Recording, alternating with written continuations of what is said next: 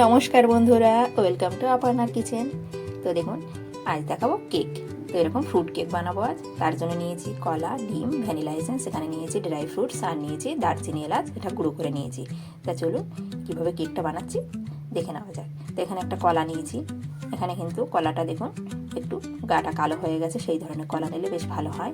দিয়ে দিলাম 1 বাটি চিনি, এখানে একটা ডিম দেবো, আর দিয়ে দেবো 1/2 বাটি সাদা তেল, দিয়ে এটা পেস্ট করে নেব। তো আজকে কেকটা বানাবো উনুনে। তো দেখুন পেস্ট করা হয়ে গেছে। এদিকে দেখুন আমার কাছে বাটার পেপার নেই, এরকম দুটো কাগজ নিয়েছি, সেটাকে আমি কাটিং করে নিয়েছি। এরকম তেল মাখিয়ে নেবো। এইভাবে কিন্তু বাটার পেপার না থাকলে এরকম কাগজ দিয়ে আপনারা কেকটা রেডি করতে পারেন। তো এরকম একটা বাটিতে আমি কেকটা বানাবো। আর এখানে শুকনো উপকরণগুলো কী কী নিয়েছি চলুন দেখে নেওয়া যাক। এখানে 2 বাটি ময়দা নিয়েছি, আর নিয়েছি এটা গুঁড়ো দুধ, এখানে বেকিং পাউডার, বেকিং সোডা, আর সামান্য একটু নুন ব্যবহার করবেন, অল্প একটু। আর দিয়ে দেবো সেই এলাচ, দারচিনি গুঁড়োটা আমি চেলে নেবো চাকরিতে। দেখুন এরকম চেলে নিয়েছি, নিয়ে শুকনো উপকরণগুলো আমি মেখে রেখে দেবো। এবার এদিকে উনুনটা ধরিয়ে আমি কড়াইটা গরম বসিয়ে দিয়েছি। তো এবার কেকটা রেডি করবো। তো এখানে একটু ময়দা নিয়ে ড্রাই ফ্রুটসগুলো ময়দা মাখিয়ে নিয়েছি। এবার ব্যাটারটা গুলে নেবো।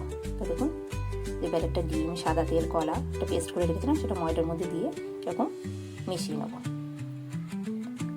তো এবার এর মধ্যে দিয়ে দেবো ড্রাই ফ্রুটস, এখানে দিয়ে দেবো একটু ভ্যানিলা এসেন্স, 1/2 চামচের মতন ভ্যানিলা এসেন্স ব্যবহার করেছি।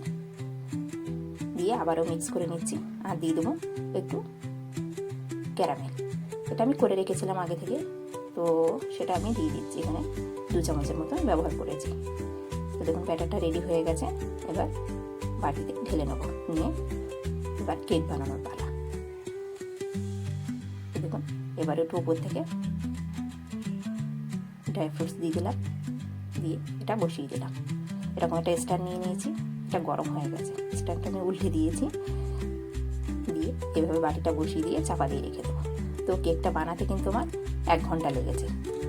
তো প্রথমে একটু আমি এরকম আঁচটা বাড়িয়ে দেবো, তারপর কমিয়ে দেবো, কমিয়ে দিয়ে এরকম বানিয়ে নেবো কেকটা। তা দেখুন কেক রেডি হয়ে গেছে। তো সন্ধ্যা হয়ে গেছে, একটু লাইটটা এখানে কম আছে উনুন ধারে। তো চলুন এবার লাইটে দেখাবো। তো দেখো রেডি হয়ে গেছে কেক। তা সবাইকে জানাই মেরি ক্রিসমাস। তো একটু বাটার উপর থেকে লাগিয়ে দিলাম। এটা আমি 2 দিন পরে কাটবো। দেখুন এটা কিন্তু আমি 2 দিন পরে আপনাদের সামনে কেটে দেখাচ্ছি। এটা বেশি বাসি হলে বেশ ভালো লাগে খেতে। এইভাবে বাড়িতে ট্রাই করবেন, আশা করি ভালো লাগবে। তো ভালো লাগলে একটা লাইক আর কমেন্ট করে জানাবেন কেমন হয়েছে, জানাতে কিন্তু ভুলবেন না। তো আমি কেক খাই, আজকের মতন এইটুকুনি। দেখা হবে আবার নেক্সট ভিডিওতে। টাটা।